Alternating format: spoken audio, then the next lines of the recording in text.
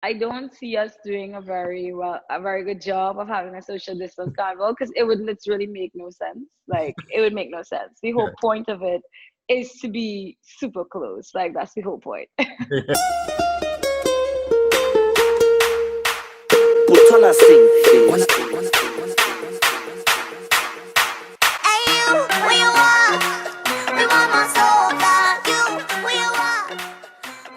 When COVID hit, go. Oh yeah, so when COVID hit, when they said that they were no longer gonna have a Toronto Carnival, we were maybe like a month away from our band launch, meaning that we already had our designs, we had our prototypes, we had our models, we had our makeup artists. Basically, like production for band launch was completely set, with it only being a month away. We knew about Corona during Carnival, you know, everybody spoke about it. No one knew that it was a pandemic. No one knew that it was going to be this big. No one knew that it was going to shut down the world, you know what I mean? So, I mean, with it being canceled, there's obviously loss with expense, like with venue and that kind of stuff. But at the same time, it's like, we can always use the designs for next year. Things were still fine. I was scheduled to go to LA. We were now about to start Guyana production, and that stopped immediately when there was whiff of this virus taking place. And then when Jamaica said we are no longer having Jamaica Carnival, which is the biggest second carnival after Trinidad, everybody started to follow suit. Like, LA is locked down, no one can come in and out, and we're like, oh damn, like we thought it was just LA, you know, like okay. And then we just started seeing everything everywhere else just canceling, and it was like, oh no, it'll just be for the first 2 months, everything will go back to normal. Jamaica, on the other hand, started production long before, so they had to carry along, and that's why they pushed Carnival to be October. Hopefully it happens. You know, promoters was like, oh no, keep the deposit, it's fine, like everything's still happening, we're just waiting for this to fly by. It was declared a pandemic, and all I knew, I was in my house for 4 months, and I'm like, whoa. One of my rituals is, like, you know, I go to every mass camp and I hang out with the elders at all the mass camps, and we have drinks and we talk, and you'll learn the history. Because our history is not written in a book. Our history of the carnival and the different things that happen and the different people that played such an integral part in making Carnival what it is, those stories are in the mass camp. That history, that's our library. The mass camps are our Carnival library. Like, what is your year-round? Like, what is year-round usually for you? Like, I imagine you're going country to country hosting different parties and stuff, right? Besides producing your mixtapes. Pre-COVID, I could have told you every weekend where I would be in the world. I would have gone to St. Lucia, Jamaica. Oh. So today, for example, today's Tuesday, I would have been at this present moment DJing in St. Lucia Carnival. St. Lucia Carnival just finished, so I might have been now packing up to leave. New York, DC, Maryland. There are carnivals that literally flow right after each other. I was scheduled to go to Nicaragua for the first time as well. I was so excited. Then I'd be going to Barbados, London, Grenada. Dominica Creole Fest. Miami? Is that before? Or? No, Miami hasn't passed as yet. Okay. But it's definitely Miami not passing. Yeah, it's definitely not passing. So Miami. But do some of y'all go from island to island to different fests? Yeah, like Carnival Chasers. Yeah. Was that the term from them? Okay, Carnival Chasers. Okay, so are you one of them?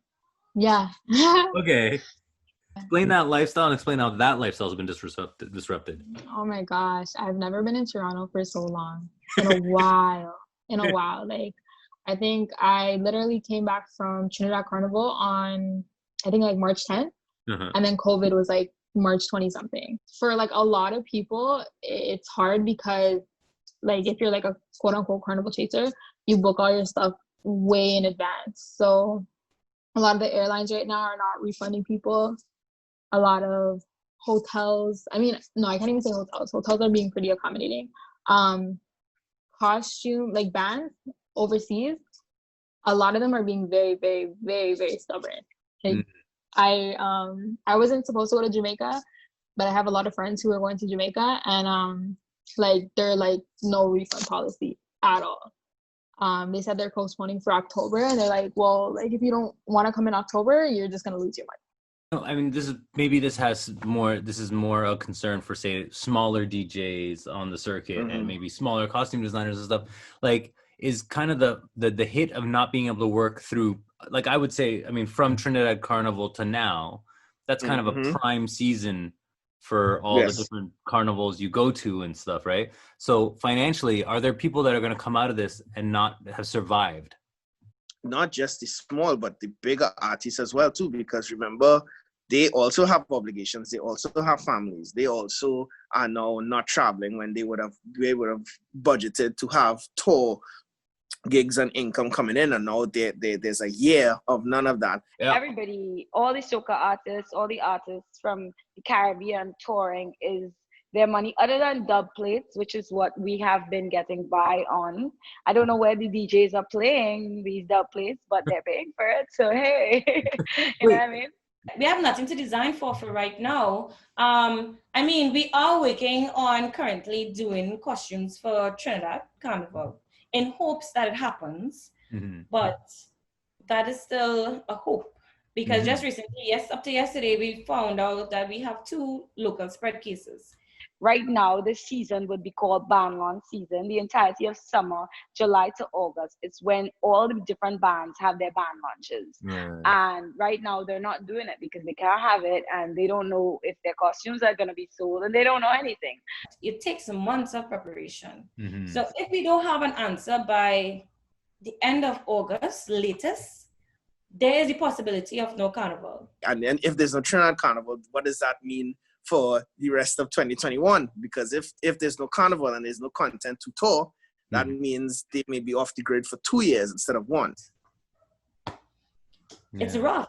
It's rough. If you're not planning an alternative, there's a possibility of not having security. You were talking about how during COVID you've been able to make music. Like, has it been a blessing in that way? Like, tell me about that. Like, I say this to everybody, it sounds bad, but it has, this COVID, to me, Nailah Blackman personally, has been such a huge blessing. Besides the financial part, it's been a huge blessing for me to find myself as an artist, because for the past 3 years I've been traveling nonstop. I've been flying all over the world. I honestly haven't had any time for me personally, and it's just been such a whirlwind of just do, go, and that wasn't gonna stop this year. That was gonna get worse. My schedule was jam-packed for the first 8 months of this year. Like, my schedule was literally planned. It was to a T, and I was just gonna be going like I usually am. And I felt like having this time in quarantine has given me a certain level of freedom, and it's really helped me personally, because as an artist, the only way we can create is to have a free mind, to feel unencumbered, to feel like we understand our purpose and our plan for ourselves and our lives. And I got a minute to really just reflect, to meditate, to understand where it is I want to go and how to get there, how I want to feel, what's going on with me personally in my mind. And I just took all of that and I just put it into my music. And I've been creating every single day. I probably done over like 80 something demos, like, of just music.